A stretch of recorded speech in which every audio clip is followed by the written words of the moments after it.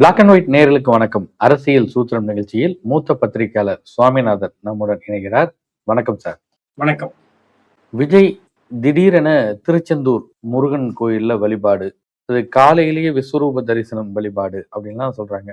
என்ன அங்க தகவல் சார்? ஏதாவது சிறப்பு பிரார்த்தனை, இல்ல தேர்தல் வாக்கு எண்ணிக்கை தொடர்பான பிரார்த்தனை, அப்படி ஏதாவது தகவல் இருக்கா? என்ன மாதிரியான விஷயங்கள் பேசப்படுது சார்? அங்க மெயினா சொன்னதை போல காலை 5 மணிக்கே வந்துவிட்டு கிட்டத்தட்ட பல கட்டமான தரிசனங்கள்லாம் அவர் மேற்கொண்டாலும் கூட, திருச்செந்தூர் கோயில்ல அவர் ரொம்ப முக்கியமா செய்ததுன்னு சொல்லக்கூடியது சத்ரு சம்ஹார தரிசனம் ஒண்ணு பண்ணியிருக்காரு. அது சத்ரு சம்ஹார யாகம் அப்படின்னு கூட சொல்லுவாங்க. அந்த தரிசனத்தையே யாகம்னு சொல்லக்கூடிய ஒரு சூழல் கூட இருக்கு. அத செஞ்சா எதிரிகளோட தொல்லை நீங்குமா. அது மட்டும் இல்லாம அரசியல்வாதிகள் அதை ரொம்ப விரும்பி செய்வாங்க. நீங்க மற்றவரும் செய்யறதை விட பெரிய பெரிய தொழிலதிபர்கள் இருப்பாங்க சார். தொழில தடைகள் வரும். அடிக்கடி ஒரு போட்டியான இன்னொரு தொழிலதிபர் இருப்பாரு. ஒண்ணுமே இல்ல, ஒரு பெரிய ஷேர் மார்க்கெட்ல இன்வெஸ்ட் பண்ணியிருக்கக்கூடிய ஒரு பெரிய கோடீஸ்வரரா இருப்பாரு. அவருக்கு திடீர்னு பார்த்தா ஒரு இறங்கு முகமா ஆகுவதற்கான சூழல் தெரியலாம். சோ அந்த மாதிரி நேரத்துல என்னோட தடைகள் விலகணும்னு அந்த கோடீஸ்வரர்களும் வருவாங்க. நான் சொல்றேன், இந்த சத்ரு சம்ஹார பூஜை அல்லது யாகம்ங்கிறத சாமானிய மக்கள் போய் செய்யறது இல்ல. அதை செய்யறவங்க எல்லாம் என்ன குவாலிபிகேஷன் பாத்தீங்கன்னா, ஒரு பிரம்மாண்டமான அரசியல்வாதியா இருப்பாங்க, பெரிய கோடீஸ்வரர்களா இருப்பாங்க. அந்த மாதிரியான ஒரு யாக வழிபாடும் இன்னைக்கு கிட்டத்தட்ட விஜய் அவர்களால் செய்யப்பட்டிருக்கு அப்படின்னு சொல்லப்படுது. அதுல ரொம்ப முக்கியமா இதுக்கு முன்னாடி இதெல்லாம் செஞ்சிருக்கவங்க இருக்காங்களான்னு கேட்டா, ரொம்ப பழைய உதாரணமா இல்ல. கடந்த 2022 வருஷம் ஆகஸ்ட் மாசத்துல சார், சிஎம் ஸ்டாலின் சார் அவங்களோட மருமகன் சபரீசன் இதே திருச்செந்தூர் கோயில்ல போய் சத்ரு சம்ஹார பூஜை எல்லாம் பண்ணாரு, வழிபாடு பண்ணார். எதிரிகள் விலகணும், தடைகள் அகலணும். அன்னைக்கு அது பெரிய பேசுபொருளானது 2022 காலகட்டங்கள்ல. அப்ப இப்ப விஜயனுடைய இந்த விஷயத்திலையும் பிரசன்ன ஜோதிடர்கள் அவர் கூடயே இருந்தாருன்னு நம்ம கூட பார்த்தோம். அந்த கார்ல கூட ஜோதிடரோட வர்றாரு, வலம் வர்றாருங்கிறதெல்லாம் கொஞ்ச நாட்களுக்கு முன்பாக இருந்தே வந்ததுதான். விஜய் கூடவே அவருடைய ஜோதிடரும் பயணிக்கிறார். அதுல முரண் நான் பாக்குறேன்னா, பெரியாரை கொள்கை தலைவரா சொல்லிக்கக்கூடிய கட்சி. நீங்க அங்கிருந்து வரணும். அத நம்ம இன்னைக்கு அவர் பண்ணக்கூடிய அந்த யாகம், அந்த பூஜை, திருச்செந்தூர் கோயிலுக்கு போறது, இதே ஒரு கிறிஸ்தவ தேவாலயம் முட்டி போட்டு பிரார்த்தனை பண்றது, இதெல்லாம் ரெண்டாவது. அவர் கூடவே ஒரு ஜோதிடர் பயணிக்கிறார். அவர் குறித்து கொடுக்கிற நேரத்தில் இவர் வெளியே வருகிறார், போகிறார். பட் அந்த கட்சியினுடைய கொள்கை தலைவர் யாருன்னா பெரியார். கொள்கை தலைவரை அறிமுகப்படுத்தும் போது நிகழ்வுல சொல்லிட்டாரு, பெரியார் சொன்ன கடவுள் மறுப்புன்ற கொள்கையை மட்டும் தூக்கி ஓரமா வச்சிடறோம் அப்படின்ட்டாரு அவரு. தூக்கி ஓரமா வச்சுட்டு தான் இவரை கொள்கை தலைவராக ஏத்துக்கிறோம் அப்படின்றது அவர் அறிவிச்சாரு. அதனால அது நம்ம விமர்சனம் பண்றதுக்கான விஷயம் ஒண்ணும் இல்லை. இப்ப இதுல என்ன விஷயம்னா, தேர்தல் முடிந்ததுக்கு அப்புறம் பொதுவா எப்பயுமே இதுக்கு முன்னாடி நம்ம தேர்தல்கள் எல்லாம் நம்ம இந்த மாதிரி நிகழ்வுகள் எல்லாம் பார்த்தது இல்லை.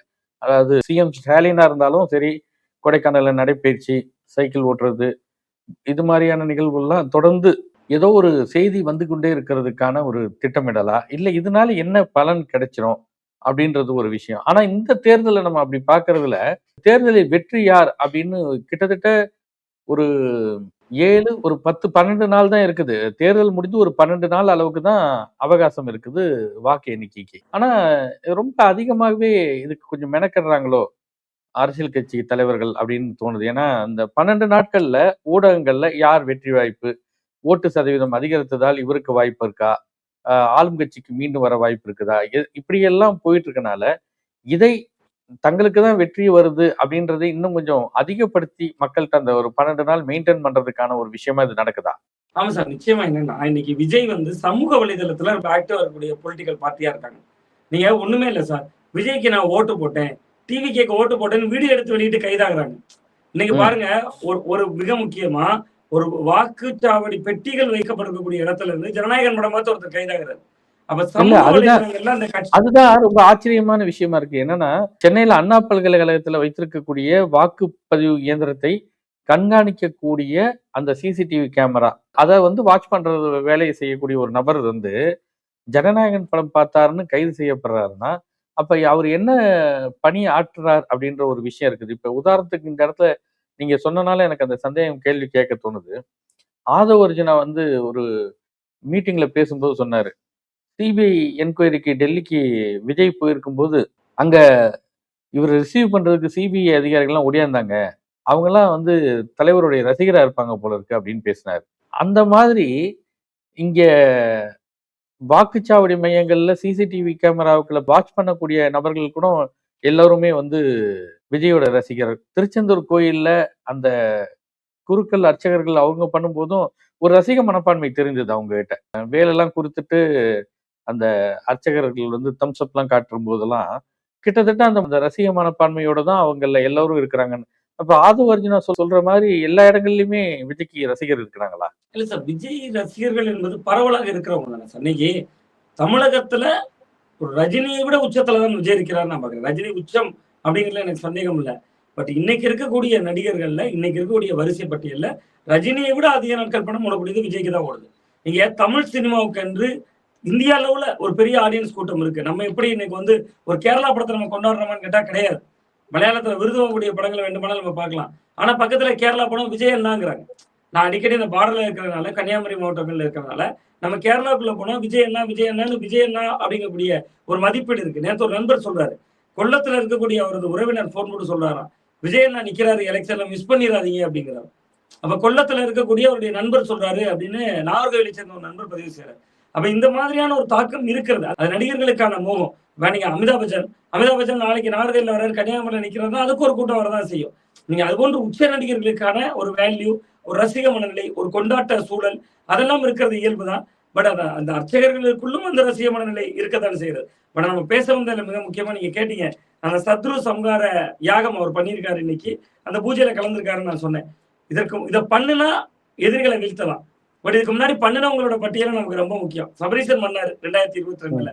அதற்கு முன்பு ஜெயலலிதா அவர்கள் பண்ணியிருந்தாங்க. பட் ஜெயலலிதா அவர்கள் செய்திருந்தாங்கன்னு நான் ஒரு பக்கம் சொன்னாலும், அது அவர்கள் முதல்வர் ரேஸ்ல உட்கார வைத்தது. முதல்வராக அமர்ந்தாங்க. 2016 அவர்களுடைய மரணத்தின் காலகட்டம் வரை அவர் வெற்றிகரமான ஒரு ஆட்சியாளராக இருந்தாங்க. பட் சொத்து குவிப்பாளர்களை தண்டனை பெற்ற குற்றவாளியாக இருந்தாங்க. இதே சத்ரு சம்ஹார யாக பூஜையை செய்த இன்னொருவர் சசிகலா அவர்கள் 4 ஆண்டுகள் சிறைவாசத்தை முடிச்சுட்டு வந்திருக்காங்க. சரி, இவங்க 2 பேர் தான் பண்ணியிருக்காங்கன்னா, இலங்கை அதிபர் ராஜபக்சே பண்ணியிருக்காரு. கடைசியில அங்க இருந்து ராஜபக்சேனுடைய அரசு எந்த மாதிரியான சூழல் இருந்ததுன்னு உங்களுக்கு தெரியும், எனக்கு தெரியும். நான் எந்த நம்பிக்கையும் கொச்சைப்படுத்த விரும்பல. பட் அதை தாண்டி என்ன சொல்றேன்னா, இந்த பூஜைகள், இந்த புனஸ்காரங்கள் என்பது ஒரு நிலை. அதை செய்தவர்களுடைய வரலாறு ஒரு ஜேர்னலிஸ்டா நாங்க உள்ளூர்ல இருக்கக்கூடிய, அங்க கோயில்ல இருக்கக்கூடிய அர்ச்சகர்கள்ட்டே பேசுறேன். வேற யாரெல்லாம் விஐபி பண்ணியிருக்காங்க போது, சசிகலா அவருடைய குடும்ப உறவுகள் எல்லாரும் பண்ணியிருக்காங்க. திவாகரன் வந்து பண்ணியிருக்காரு, சுதாகரன் வந்து பண்ணியிருக்காரு, டிடிவி தினகரன் வந்து பண்ணியிருக்காரு. ஸோ அந்த பட்டியலையும் நம்ம பார்க்க வேண்டியிருக்கிறது. ஸோ விஜயை பொறுத்தவரை இந்த நேரத்துல திருச்செந்தூர் கோயிலுக்கு வந்திருக்கிறார் என்பதுல இன்னொரு உட்பொருள் கூட இருக்கு சார். நீங்க தேர்தலுக்கு முன்பாக அவர் தேவாலயத்திற்கு போனார், முட்டி போட்டு பிரார்த்தனை செய்தார். இதை நீங்க இப்படி கற்பனை செய்து பாருங்களேன். தேவாலயத்திற்கு போன விஜய் அவர்கள் மறுநாளே திருச்செந்தூருக்கு வந்திருந்தா நம்ம என்ன பேசியிருப்போம்? நாடகம் போடுறாரு, அங்க பாருங்க ஹிந்து ஓட்டை வாங்குறதுக்காக ஃபர்ஸ்ட் கிறிஸ்டின் ஓட்டுல போய் முட்டி போட்டாரு, அடுத்து ஹிந்து ஓட்டுல கையில வேலோட இருக்காரு, எல்முருகன் பண்ணார் வேல் யாத்திரை. அது நம்ம என்ன பேசுறோம்? பாஜகவினுடைய மதவாத அரசியல். சோ விஜய் அதுல ரொம்ப தெளிவாக காய்நகர்த்தி இருக்கிறாங்க. அவர் ஜோதிடரே குறிச்சு கொடுத்தாலும் கூட, தேர்தலுக்கு முன்பு கிறிஸ்தவ தேவாலயம், தேர்தலுக்கு பின்பு இந்து ஆலயம், நாளைக்கு மசூதிக்கு போனாலும் ஆச்சரியப்படல. இல்ல அதுக்கு என்ன காரணம்? ஒருவேளை அவர் நின்ன தொகுதி 2மே வந்து ஒரு கிறிஸ்தவ வாக்காளர்கள் அதிகம் உள்ள தொகுதி அப்படின்றதுனால தேவாலய வழிபாடு அது இருந்தா அந்த வாக்குகளை நமக்கு பெற்றுத்தரும் அப்படின்ற அந்த கணக்கீடா? இல்ல சார், தமிழ்நாட்டை பொறுத்தவரை நீங்க 2019, 2021, 2024 இந்த 3 தேர்தல்கள்ல திமுகவினுடைய தொடர் வெற்றிக்கு காரணம் பாஜக எதிர்ப்பு வாக்குகள். அப்ப அதனுடைய அடிநாதம் என்ன?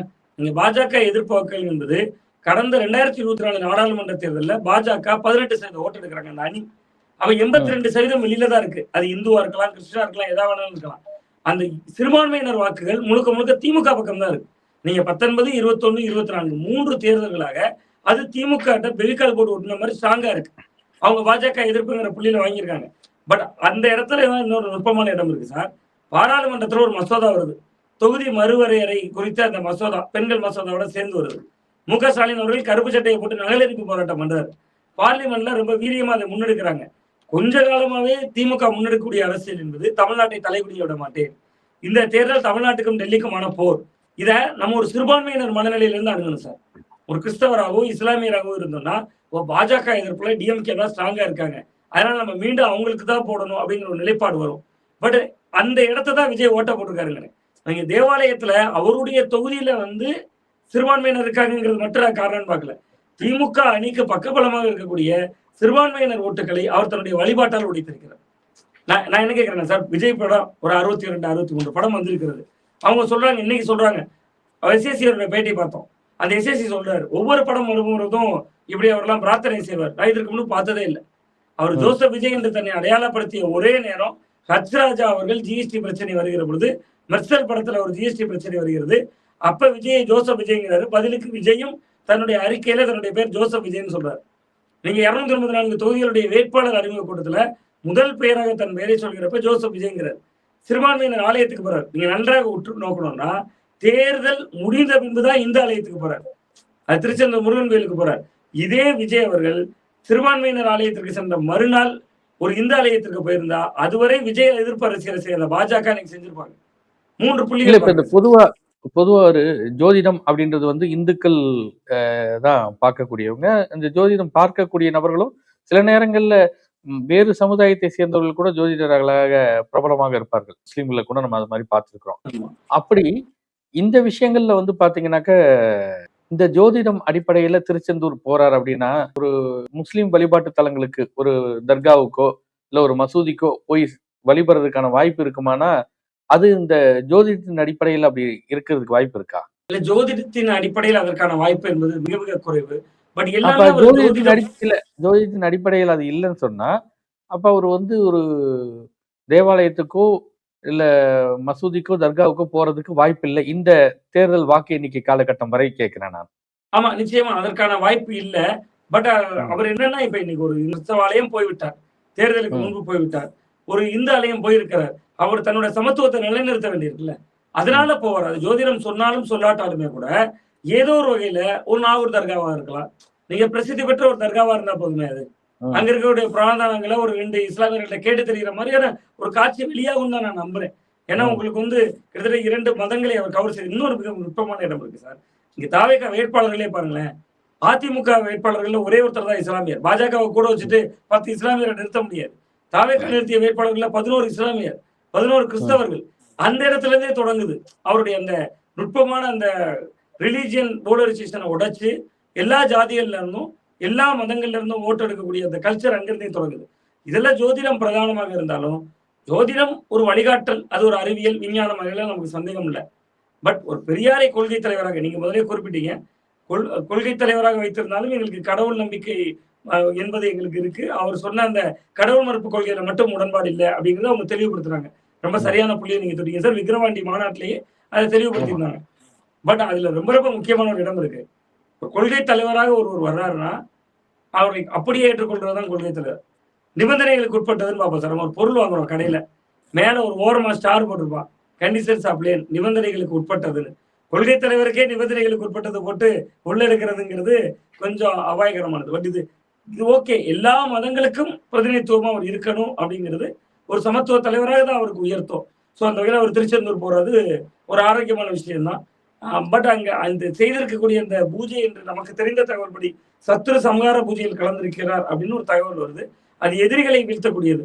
அப்ப இந்த தேர்தல் முடிஞ்ச பிறகு அவர் வந்து எதிரிகள் நமக்கு நிறைய உருவாகலாம்னு நினைத்திருக்கலாம். 2022ல சபரீசன் அதே போன்று ம். செய்தார். ஸோ அதே போன்று ஒரு யாகத்தை இப்பொழுது விஜயும் மேற்கொண்டிருக்கிறார் அல்லது பூஜையில் கலந்திருக்கிறார் அப்படின்றது தான் திருச்செந்தூர்ல இருந்து நமக்கு வர செய்திகளா இருக்கு. இப்ப இந்த ஊடகத்துல பார்க்கும்போது, விஜய் அங்க திருச்செந்தூர் கோயில் உள்ள இருக்கும்போது ஒரு பை ஒண்ணு போகுது. இந்த பைக்குள் என்ன அப்படின்னு வந்து கேட்கறாங்க. எதையாவது வைத்து வழிபாடு நடத்துனதெல்லாம் இருக்குதா? அதுல அந்த பையில ஏதாவது டாக்குமெண்ட்ஸ் அந்த மாரியான விஷயங்கள் வைத்து வழிபாடு நடத்தினார் அப்படின்ற மாரியான தகவல் எதுவும் இருக்கா? இல்ல பையில என்ன இருந்தது என்பது வெளிப்படையாக அங்கிருந்த அர்ச்சகர்களுக்கும் தெரியல. யாருக்கும் நமக்கு தெரிஞ்சிருக்க வாய்ப்பில்ல. ம், தெரிந்திருக்க வாய்ப்பில்ல. ஒரு பையை வைத்து வழிபட்டா அதுல ஃபைல்ஸ் இருந்த மாரி தான் சொல்றாங்க. ஒருவேளை ம், தாவேகாவினுடைய வேட்பாளர்கள் பெயர்கள் அடங்கின அந்த பட்டியல்களாக இருந்திருக்கலாம். ஏன்னா நீங்க கடந்த காலங்கள்ல ஜெயலலிதா போன்றவர்கள் வேட்பாளர் பட்டியலை அறிவிக்கிறதுக்கு முன்னாடி அது மாதிரியான பூஜைகள் வைப்பாங்க. பட் இவங்க தேர்தலே முடிஞ்சிருச்சு. அவங்க ரொம்ப ம். தாமதமா நான் அந்த இடம் தான் நான் சொல்றேன். ஒருவேளை இவங்க வாக்கு எண்ணிக்கையின் போது இந்த வேட்பாளர்லாம் வெற்றி பெறணும் அப்படின்றதுக்காக வேட்பாளர் அப்படி பட்டியலா கூட இருக்கும் வைத்திருக்கலாம். இருக்கலாம் அப்படி அப்படின்ற கூட ஒரு வைத்திருக்கலாம். அனுமானம் தான். அனுமானம் தான். அப்படி கூட இருக்கலாம். ம், பட் அதுல ரொம்ப முக்கியமான இடம் நான் என்ன பார்க்கிறேன்னா சார், தேர்தலுக்கு முன்பாக இதை செய்திருந்தா, சிறுபான்மையினர் ஓட்டுகள் அவரை விட்டு வெளியேறி இருக்கலாம். ஏன்னா ம், திமுக ஸ்கோர் பண்ணியிருப்பாங்க அந்த இடத்துல. பாருங்க சர்ச்சில முட்டி போட்டவன ரொம்ப கொண்டாடுனீங்களே, அவரு பாருங்க ஓட்டுக்காக ஒவ்வொரு இடமும் போறாரு அப்படின்னு சொல்லியிருக்கலாம். பட் அந்த இடத்துல விஜய் வந்து ஒரு லாபகமாக செயல்பட்டு இருக்காருன்னு தான் நான் பார்க்கிறேன். ஏன்னா ம். ஜோதிடம் வந்து தேர்தல்லாம் முடிந்த பிறகு ஒரு நாளை குறித்தாரா? அல்லது ம். முன்கூட்டியே சொன்னத தேர்தல் முடிந்து இவர்கள் வந்தார்களா? அப்படிங்கிறதுலாம் ஒரு கேள்விக்குறியான விஷயமா தான் இருக்கு. பட் எதுவா இருந்தாலும் இது விஜய்க்கு லாபம் தரக்கூடிய ஒரு நடவடிக்கை அப்படின்னு தான் நான் பார்க்கிறேன். பொதுவா விஜய் வந்து இந்த கட்சி தொடங்குனதுக்கு அப்புறம் பார்த்தீங்கன்னாக்க, விக்கிரவாண்டி மாநாடு, மதுரை மாநாடுலாம் வந்து பார்த்தீங்கன்னா, அவரு அந்த மாநாட்டு திடல்லயே கேரவேன்ல இருக்கிறாரு. அதனால அந்த பின்னாடி அவர் வாகனத்தை பின்தொடர்ந்து வரக்கூடிய ஒரு நிகழ்வெல்லாம் நம்ம பார்க்கல. மற்ற நிகழ்வுகள் அனைத்தையும் அது இருந்தது. இப்ப மதுரையிலிருந்து தனி விமானத்துக்கு சென்னையிலிருந்து மதுரைக்கு தனி விமானத்தில் சென்றார். மதுரையிலிருந்து திருச்செந்தூர் சென்றார் அப்படின்றாங்க. மதுரை விமான நிலைய ஷாட் வந்து இருக்குது. அங்க ரசிகர்கள் இருக்கிறாங்க அப்படின்ட்டு கை காட்டினாருன்னு சொன்னாங்க. ஆனா இந்த வாகனத்தை தொடர்ந்து விஜயோட ரசிகர்கள் இருசக்கர வாகனங்களை அணிவகுத்து சென்றது அந்த மாதிரி நிகழ்வெல்லாம் இருந்ததாமா? இல்ல அது கொஞ்சம் அதிகாலையிலே வந்து விட்டார்ல சார். கிட்டத்தட்ட ம், 5, 5:30 மணிக்கு கோயிலுக்குள்ளேயே போய் விட்டார். ஸோ இருந்த ம். பிறகும் கூட ஒரு பெரிய கூட்டம் இருப்பதற்கான காணொளிகள்லாம் நமக்கு வந்துச்சு வீடியோஸ்லாம். அது ஆமா. திருச்செந்தூராக இருக்கலாம், மதுரையில நம்ம சந்தித்ததா இருக்கலாம். பட் இது வந்து ஒரு அதிகாலை யாத்திரை என்பதனால ரொம்ப அந்த அளவிற்கான ஒரு பெரிய கிரவுட் இல்ல. எனக்கு என்ன அந்த கேள்வியோடைய சாராம்சம்னா, விஜய் ஒரு அ பெரிய ரசிகர் பட்டாளத்தை வைத்திருக்கக்கூடியவர். அவர் எங்கு போனாலும் கூட்டம் கூடும். அவருக்கு வந்து பாதுகாப்பு அதிகரிக்க வேணும் அப்படின்னெல்லாம் வந்து சொல்லப்பட்ட விஷயம், கேட்கப்பட்ட விஷயம். அந்த வாகனத்தை தொடர்ந்து ஒரு இருசக்கர வாகனங்கள்ல அணிவகுத்து வரக்கூடியத நம்ம பார்த்துட்டு இருந்தோம். இன்னைக்கு மதுரையிலேருந்து போம்போது ஏன் அப்படி இல்ல அப்படின்றதுக்கான காரணம் இருந்ததா? இல்லையா? அப்படின்றது தான் தெரிஞ்சு கொள்ளணும்ன்றதுக்காக. ஏன்னா அதே ரசிக மனப்பான்மை தானே இப்பயும் இருந்திருக்கும். ஆமா, நிச்சயமாக. பட் இது வந்து ஒரு ஒரு என்கரேஜ் பண்ணது விஜய் தரப்புக்கும் இருக்குல்ல. வர்றாரு வர்றாருங்கிற தகவல பாஸ் பண்ணது. ஏன்னா தேர்தல் நேரத்துல தேவையாக இருந்தது. ம். நீங்க தேர்தலுக்கு தேதி இருக்கு. மீடியா கவரேஜ்ல பாருங்க கட்டுக்கடங்காத கூட்டம் என்பதான ஒரு மிகைப்படுத்தப்பட்ட ஒரு விஷயமாக காட்சிப்படுத்தப்பட வேண்டிய தேவை தாவேக்காக்கு முதல்ல இருந்தது. நீங்க ம். என்னதான் நம்ம சொல்லலாம். தன்னெழுச்சியா வருது, தன்னெழுச்சியா வருதுன்னு. ம். தன்னெழுச்சியா வருதுன்னா எங்க வர்றாருன்னு தெரியணுமே. எந்த ரூட்ல போறாருன்னு தெரியணுமே. எந்த இடத்துக்கு போறாருன்னு தெரியணுமே. இதெல்லாம் திட்டமிட்டு அவர்கள் முன்கூட்டியே மாவட்ட செயலாளர்கள் மூலம் தெரிவிக்கப்பட்ட சமாச்சாரங்களாக கடந்த காலங்கள்ல இருந்தது. இதெல்லாம் தேர்தல் முடிஞ்சு போச்சு. இப்ப பின்தொடர்ந்தாங்கன்னா விஜய்க்கு உண்மையிலே சிக்கல். அவருக்கு அது ஒரு ம். நெருடல தரலாம். நேற்று வரை ஆதாயம். இன்னைக்கு அது வந்து ஆதாயமாக நிச்சயமாக இருக்காதுங்கிறதுனால, அது இயல்பாகவே அந்த தகவல் அதிகமா பாஸ் செய்யப்படலைங்கிறது தான் எனக்கு கிடைத்த ம். தகவலாக இருக்கு. ஸோ அதனால தான் இந்த கூட்டம் வந்து இன்னைக்கு பின்தொடர்பவர்கள் குறைந்திருக்கிறார்கள் அப்படின்றாங்க. இந்த பிரசன்னா ஜோதிடன்றவர் வந்து நம்ம தமிழ்நாட்டை சேர்ந்தவரா? அல்லது கேரளாவை சேர்ந்தவரா அவரு? அவரு கூட பயணிக்கிற அந்த ஜோதிடர். இல்ல சார், அவர் வந்து கிட்டத்தட்ட தமிழகத்தைச் சேர்ந்தவர் தான். அவரோடு நீண்ட காலமாக அவருக்கு பிரசன்ன ஜோதிடராக இருக்கக்கூடியவர் தான் அப்படிங்கிற தகவல்கள் சொல்றாங்க. அவர் தான் கிட்டத்தட்ட இன்றைய நாள்ல வெளியில வரணும்லாம் குறிச்சு குடுத்ததெல்லாம் அவர் தாங்கிறாங்க இப்ப. ம். நமக்கு ம். திருச்செந்தூர்ல இருக்கக்கூடிய சில அர்ச்சகர்கள் அவங்க கிட்ட பேசும்போது கூட, அவர் தான் என்னைக்கு வெளியில வரணும், எந்த நாள்ல சிலப்ப பார்க்கிறோம். ஒரு நாள் விடுப்பு எடுத்துக்கிறாரு, ஒரு நாள் வர்றாரு, ஒரு நாள் லீவ் எடுக்கிறாருன்னு சொல்றோம். பட் அது அவர பேச சொன்ன நேரங்கள்ல இவர் பேசுகிறார். அப்படிங்கிற மாதிரியான விமர்சனங்கள்லாம் சொல்றாங்க. பட் முழுக்க ஜோதிடத்தை வந்து முழுக்க ஜோதிடர் வந்து இன்னைக்கு போலாம், இல்ல இன்னைக்கு வேணாம் அப்படின்னு அந்த அந்த காரணங்களால தான் தவிர்க்கப்பட்டிருக்கலாம் அப்படின்னு நம்ம நினைச்சுக்க அப்படியும் வேண்டியது ஒரு இருக்குது. கோணத்தை அப்படியும் ஒரு கோணம் இருக்கலாம் அப்படின்னு வருது. என்னன்னா, ம். தவிர்க்க வேண்டிய அவசியம் என்ன? அவர் காரைக்குடி ம். வரையும் போறாரு. சைக்கிள் ஓட்டுறாரு. அங்க வண்டியில பேசவே இல்லையே! ஏறி பேசலையே! ம். நீங்க நேரம் அப்ப தாண்டிருச்சுங்கிறாரு. காரைக்குடியில என்ன ஒரு பேசினா சரியா இருக்காது உங்க ஜாதகத்துக்கு அப்படின்ற மாரியான விஷயம் இல்ல இல்ல இருக்கலாமா? அது ஏன்னா நீங்க அப்படி பேசணும்னு நினைச்சிருந்தா அவர் சொல்லியிருக்கிறாங்கன்றத விட சைக்கிளுக்கு பதிலா அப்படி போயிருந்துருக்கலாம். ஆமா. காரைக்குடியில பேசுனா சரியா இருக்காது என்பதை தாண்டி, இன்றைய நாள்ல ம். பேசலாம், இன்றைய நாள்ல பேசக்கூடாதுன்னு இருக்கலாம். அதுதான். ஜாதகம் ஜாதகம் அப்படி கணிக்க முடியும். நானும் ஆமா. கேள்விப்பட்டிருக்கிறேன். ஜாதகத்த அப்படி கணிப்பாங்க. இன்னைக்கு உங்களுக்கு நேரம் சரியில்ல. இன்னைக்கு நீங்க எதுவும் பேசிற வேண்டாம் அப்படின்னு கணிப்பாங்க. நான் என்ன கேட்கிறேன் சார், சீமானுடைய ஒரு வீடியோ தேர்தல் நேரத்துல வைரல் ஆச்சு. சார் பார்த்திருப்பீங்க. ஒரு போலீஸ்காரர் போய் சொல்றாரு, "நேரம் முடிஞ்சிருச்சு, கூட்டமா இருக்கு, இறங்குங்க" அப்படிங்கிறாரு. "என்ன ஒரு கேஸ் தானே போட்டுக்க" அப்படிங்கிறாரு சீமான் அவர்கள். ம். அதுதானே அரசியலு. நீங்க ம். ஒரு பிரச்சார களத்துக்கு காலைல இருந்து நைட் வரையும் நீங்க போய் சுத்துறீங்க, பரப்புரை போறீங்கன்னா, நம்ம பெருமையா இருக்கும்ல. மு.க. ஸ்டாலின் அவர்கள் பிரச்சாரமா இருக்கலாம், எடப்பாடி அவர்கள் பிரச்சாரமா இருக்கலாம். மாவட்ட செயலாளர் மேல 10 கேஸ் இருக்கு, 12 கேஸ் இருக்கு. தேர்தல் வழக்கு. நீங்க நாளைக்கு ம். கட்சியில சீட்டு கேட்கிறப்ப சார், ஒரு அரசியல் கட்சியில கேட்கிறப்ப அதுல ஒரு கேள்வி இருக்குமே. கட்சிக்காக எத்தனை முறை சிறை சென்றுள்ளீர்கள்? அதுல எழுதுவாங்களே, இத்தனை தேர்தல் வழக்கு என் மீது இருந்தது. இந்த ம். பிரச்சனைக்காக நான் காலையிலிருந்து மாலை வரை கோர்ட்ல இருந்தேன். நீதிமன்றத்துல காத்திருக்க வைக்கப்பட்டேன் அப்படின்னு எழுதுவாங்களே. நீங்க அப்ப சீமான் அந்த உரையாடல் ரொம்ப நல்ல ஒரு உரையாடல். அவர் சொல்றாரு. என்னன்னா ஒரு கேஸ் தானே போடுவீங்க போட்டுக்கங்கிறாரு. பட் விஜய் காரைக்குடியில பேசியிருக்கணுமே. நீங்க இவ்வளவு மக்கள் வந்து நிக்கிறாங்க, திரளா நிக்கிறாங்க. அங்க பேசாத விஷயம் இல்ல. அங்க பேசலைங்கிற குற்ற உணர்வு அவருக்கு இருக்கு. கன்னியாகுமரியில வந்து நேற்று காரைக்குடிக்கு மக்களே வணக்கம்னு ஒரு பெயரை சொல்லிட்டு இங்க தொடங்குறாரு. 250 கிலோமீட்டருக்கு அந்த பக்கம் இருந்து. அப்ப நம்ம இதை முழுமையாக நம்மளால யூகித்துக் கொள்ள முடியும். இது வந்து ஜோதிடத்தின் அடிப்படையில் தான் இயங்கியிருக்கிறார்ன்றதுல ஒரு அந்த தகவல் கருத்தை நம்ம வந்து ஒரு பக்கம் எடுத்துக்க வேண்டியதா தான் இருக்குது. அப்படிதான் ஆமா, பார்க்கணும்ல? ஆமா. நிச்சயமா சார். அப்படியான ஒரு எண்ணமும், சந்தேகமும் வருகிறது. அத தெளிவுபடுத்த ம். வேண்டியது அவங்க கடமை தான். நம்ம ஒரு பத்திரிகையாளராக களத்திலிருந்து பார்த்தவரை, ஏன் ஒரு நாள் வராரு? ஏன் ஒரு நாள் வரமாட்றாரு? ஏன் கருத்து சொல்ல மாட்றாரு? ஏன் செய்தியாளர்கள சந்திக்க மாட்றாரு? இன்னைக்கு ஏன் வந்து சத்ரு சம்ஹார பூஜையில கலந்துக்கணும்? இன்னைக்கு ஏன் திருச்செந்தூர் முருகன வந்து வழிபடணும்? ஏன் வேல் எடுக்கணும்? அன்னைக்கு அதுக்குள்ள நம்ம ஒரு அரசியல் இருந்தது புரிந்து கொள்ள முடியுது. நீங்க அங்க ஆமா. இல்ல தொகுதிக்குள்ள இப்ப நீங்க சொல்கிற மாரி, அவர் கோயிலுக்கு போய் வழிபடணும்னு நெனைக்கிறாரு. ச அதுல ஒண்ணும் அவருடைய விருப்பம் எந்த கோயிலுக்கு போறாரு, எங்க வழிபடுறாரு. ஆனா பெரும்பாலுமே சாதாரண மக்கள் கூட இந்த நாள்ல போனா கூட்டம் ஜாஸ்தியா இருக்கும். போய் நம்ம சாமி தரிசனம் செய்யறது அவ்வளவு சரியா இருக்காது. அப்ப அந்த கூட்டம் இல்லாத நாட்கள் அதை பார்த்து தான் வந்து போவாங்க. பொதுவா திருச்செந்தூருக்கு போறதுல சென்னையில இருந்து கிளம்புறவங்களே நிறைய பேர் சொல்ற தகவல் என்ன இருக்குன்னா, திங்கட்கிழமை இல்ல புதன்கிழமை போகணும். ஆமா. அப்பதான் கொஞ்சம் கூட்டம் இல்லாம இருக்கும் அப்படின்றது. ஏன்னா செவ்வாய், உங்களுக்கு வியாழன், வெள்ளி 3 கூட்டம் இருக்கும். வீக்கெண்டு எப்படியும் கூட்டம் இருக்கும். ஸோ அதனால இந்த நாட்கள பிளான் பண்ண மாட்டாங்க.